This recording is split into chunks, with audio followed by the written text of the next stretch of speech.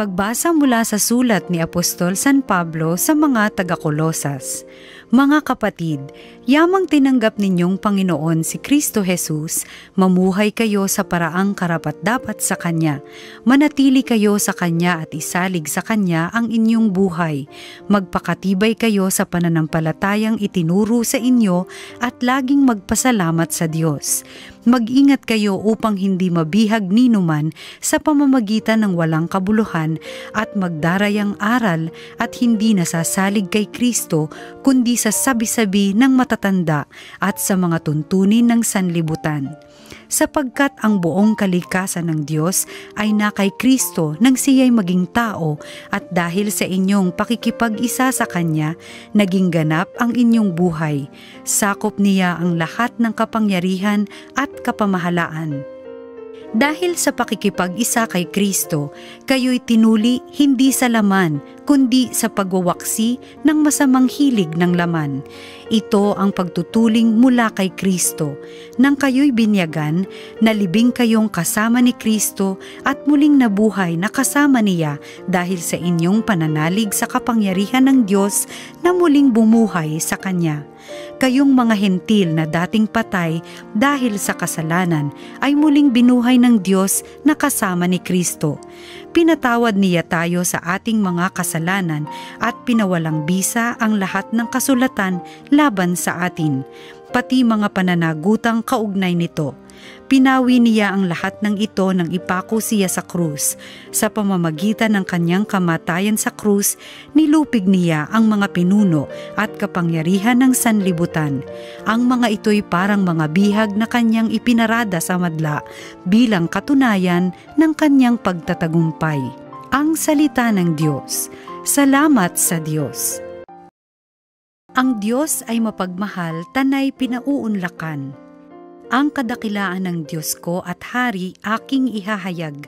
Di ko titigilan magpakailanman ang magpasalamat.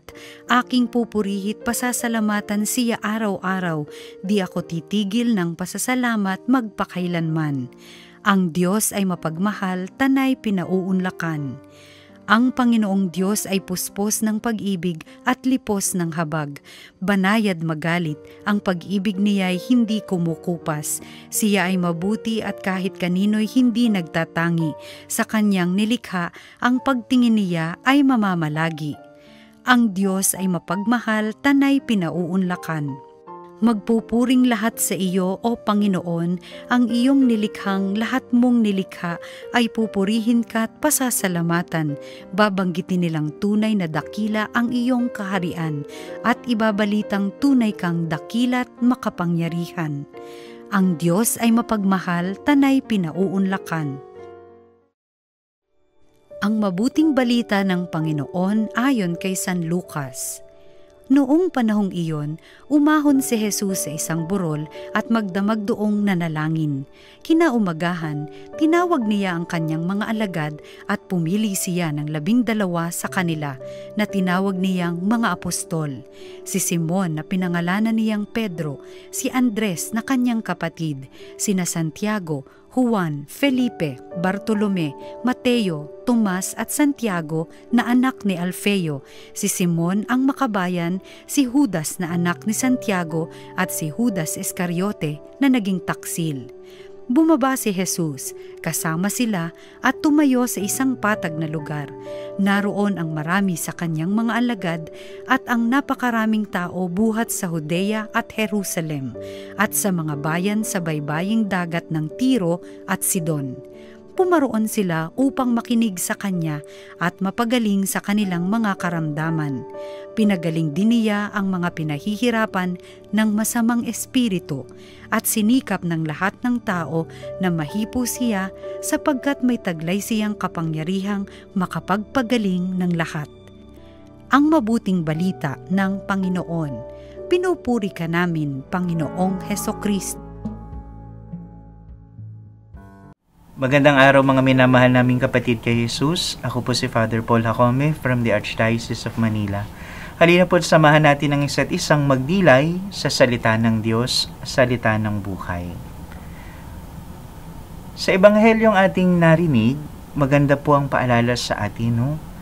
tila baga iminamapa sa atin ni Jesus kung paano tayo dapat makipag-ugnayan sa Diyos at kung paano ito dapat dumadaloy sa paanyaya niyang makilahok tayo sa banal niyang buhay. Sa unang tagpuan, mahalaga po ang binanggit doon. Sinabi, noong panahong iyon, umahon si Jesus sa isang burol at magdamag doong nanalangin. Magdamag doong nanalangin. Mga kapatid, sa mga mahalaga po bang sandali ng ating buhay, nagagawa rin po ba nating makinig sa Diyos? Tandaan po ninyo, kahit sa kasulatan, ang pag-akyat sa bundok, ito po'y pagpapahiwatig ng pakikipagtagpo ng tao sa kanyang Diyos.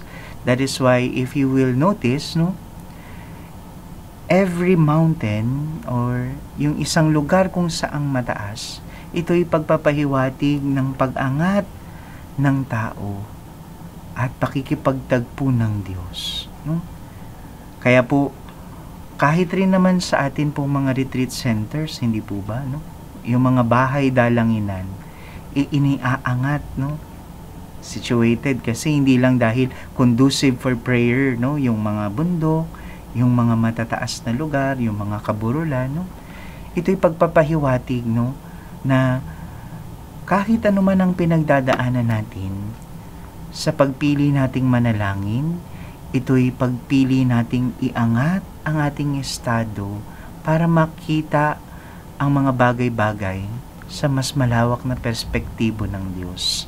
At ito yung pinapahiwatig sa atin, We must begin every decision by praying to God. Nakita po natin doon na si Jesus sa maraming tagpo sa Ebanghelyo, sa tuwing gagawa siya ng mahalagang desisyon, nauuna muna roon ang pakikipagtagpo niya sa kanyang Ama. It speaks to us of a relationship, na ganoon kahalaga ang ugnayan ni Jesus sa kanyang minamahal na Ama. At ito'y ibinabahagi din sa atin. Kasunod nito, yung mahalagang naganap, Sinabi roon, kinaumagahan, tinawag niya ang kanyang mga alagad. Pumili siya ng 12 sa kanila at tinawag niya itong mga apostol. Nakita niyo po, nagsimula ang pagpili sa napakahalagang aspeto ng pananalangin. Before Jesus chose the 12 apostles, He first prayed for them. He prayed for them to our Father. At ito yung mahalagang aspeto rin na sinasabi sa atin. Tinawag niya ito upang maging mga apostol. At alam rin natin sa salitang apostol, ito'y nagpapahiwatig ng mga taong hinirang upang ipadala. Tandaan po natin, marami ang tinawag, ngunit kakaunti ang pinili. Yes, even in the aspect of vocation, our first vocation is to love. Marami ang tinawag, lahat, halos. Ngunit kakaunti ang pinili, sapagkat kakaunti rin ang tumutugon. Kaya nga, maging maliwanag sa atin mga minamahal kong kapatid, ang paghirang at ang pagpili ay tinatapatan rin ng ating kalooban. Nais nating sambitin na sa pamamagitan ng pananalangin, tinatapatan rin ito ng karampatang pagpili at pagdidesisyon. Pero maging maliwanag sa atin, nang pinangalanan ni Jesus ang 12, hindi na lamang ito pinili para manatili lang doon sa kabundukan. Baka akala kasi natin sapat na magdasal, Tapos maliwanagan sa mga bagay na ating pipiliin. Hindi. Mahalaga ang kasunod na yon. Jesus showed us not only the value of prayer and the value of our choices, but He also showed us the value of allowing these choices to flow in our sharing of God's divine life.